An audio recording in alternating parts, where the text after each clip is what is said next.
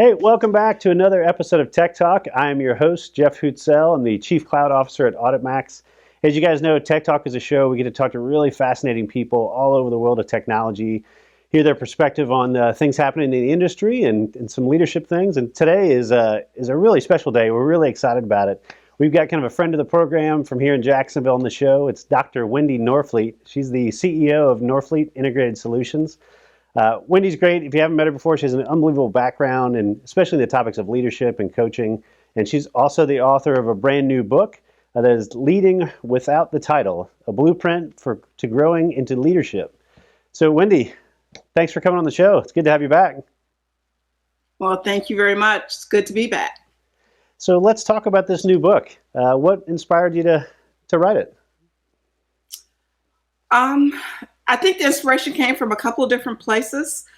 I do a lot with leadership training and coaching, and I have three buckets that they usually fall into. One is the person who not quite sure if they want to go into leadership, or if they do, they don't know how to prepare themselves for it. I have the people that are in there now don't know what to do. And then, of course, I have the more tenured or seasoned leader. And I have so much material. And people have been asking me to share material with them. And I said, I think I'm going to write it down. I'm going to write it down in a logical way.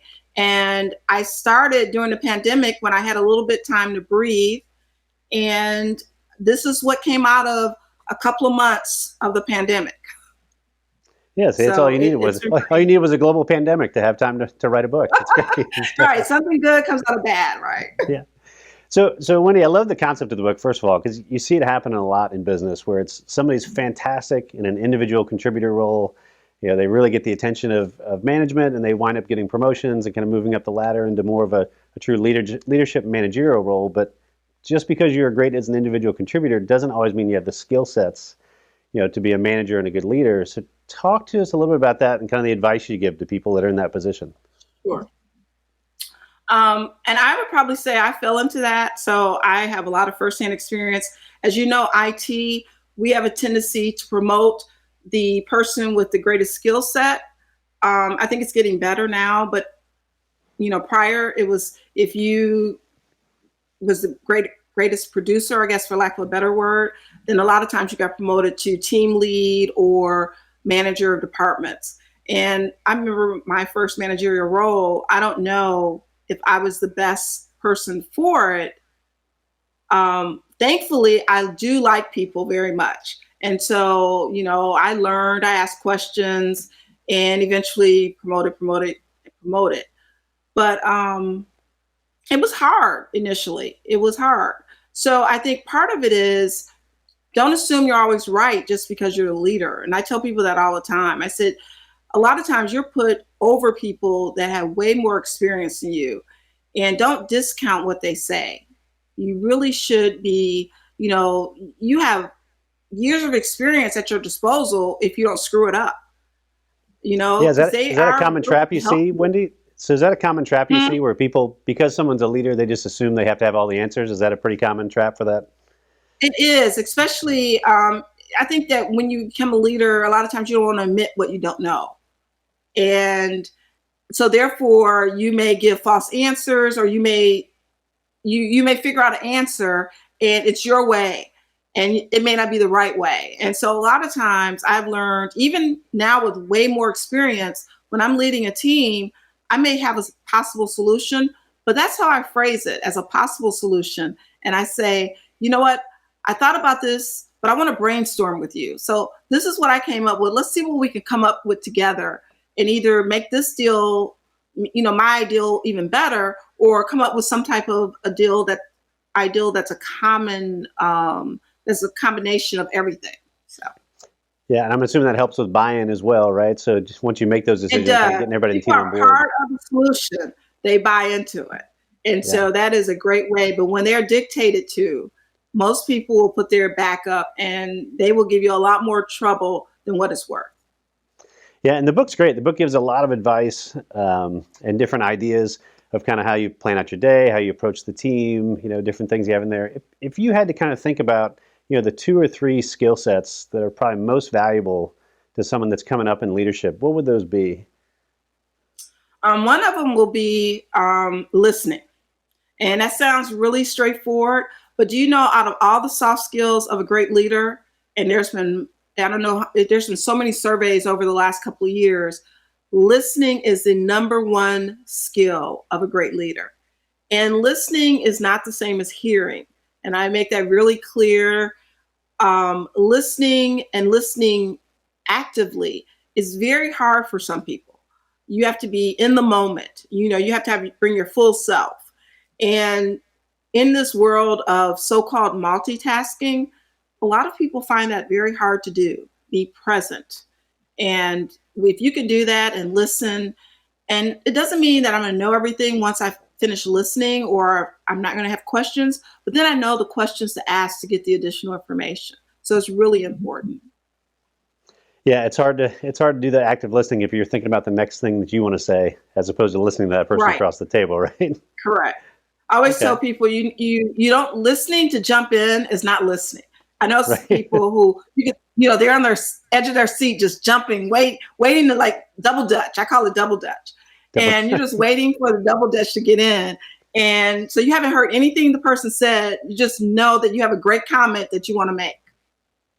So Wendy, give me another piece of advice. So we talked about someone that just got thrust into leadership maybe for the first time, but what about somebody that's not necessarily, they don't have the title, but they still like the idea of leading, but they're not in a role that has the title associated with it. Maybe they're not over a team. What advice would you give to kind of a person in that situation? There's a lot of things you can do to get ready for that. A lot of times when you're in small teams, someone needs to take the lead. That's a great opportunity. There's no official title. You all are peers, so you can't make anyone listen to you. But a lot of times people will gravitate towards someone that's organized and who's able to really bring the group together. Some of my earlier roles, I didn't have titles, but I had a lot of support, a lot of people that would come to me. Other things you can do is you can volunteer for things. One of the people, and I always use this example, that I just promoted several times, not just based on this one example though, but I needed someone to take the lead for the corporate Christmas party. And I know Christmas parties nowadays have changed, but they used to be a really big production. It was a lot of times, it was when you could bring your spouse, and sometimes we would rent out a hotel and, really make it a family affair. And even though this doesn't seem like a lot of work, it is a lot of work. It's a project that has to be managed, and it's a project with a budget. And so if you're able to come and do everything on time, within budget, and make it successful, then yes, I'm looking at other things, not just that you volunteered. I'm looking, this person is a great project manager. This person is a great communicator. They know how to get things done. And so a lot of times volunteering for projects is a great way to set yourself up too. Yeah, I think that's great advice. And again, I know you're super busy these days. You're doing a ton of coaching, and you're doing coaching for both individuals and corporations. As you've gone through everything with COVID in the past few months, and you're talking to organizations now, what's changed a little bit when it comes to giving advice on management styles and leadership styles in kind of this era of the pandemic and everyone being in the situation we're in? I think the biggest thing that I talk to, especially when I'm talking to my leader groups, and they're responsible for people, I say, you know what? First and foremost, your people need to know you care. You will be amazed at, is everyone okay? Anyone had any, things that we can help you with this week? We know that you're dealing with stuff, and just being approachable. So it's that approachability, the caring, and genuinely caring. Don't just say, how are you? If you don't want to hear it, you want to make sure that they know you care. That goes a long way now, because a lot of times they're in the house with the children, homeschooling, that they didn't plan for. So it is a big adjustment for everyone. That's great. So Wendy, for folks that want to connect with you and find more about you and get a copy of your book, where can they can reach you? Well, first of all, I'll do a shameless plug. This is my book, Yeah. Leading Without the Title, A Blueprint to Growing into Leadership. It's on Amazon. You can either look under my name or the title. It's in paperback and ebook. Also, you can visit norfleetsolutions.com. And we would love the support and also feedback on the book. Next book should be out before Christmas, and that will be for that person that's now in leadership and now wants some help navigate it successfully. They want to start the path or continue the path successfully. So it's great. No, that's awesome. Well, Wendy, thank you so much for joining us today. Thank you for all the stuff you're doing here, especially for the IT community here in Jacksonville. I know you're heavily, heavily involved with that in a number of different ways. So we appreciate it. It was a pleasure having you on the show. All right. Thanks, Jeff. Take care. All right. And thank you guys for joining us for another Tech Talk. You can always check out more of our episodes at auditmax.com. We'll look forward to seeing you next time.